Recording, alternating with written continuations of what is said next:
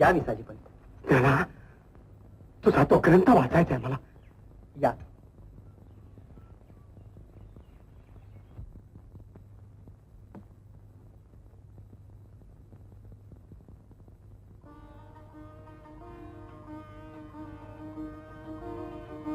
ओम नमोजी आद्या वेद प्रतिपाद्या जय जय स्वसंवेद्या आत्मरूपा देवा तूची गणेशु सकलार्थमति प्रकाशु मणे निवृत्तिदासु अवधारी जोगी.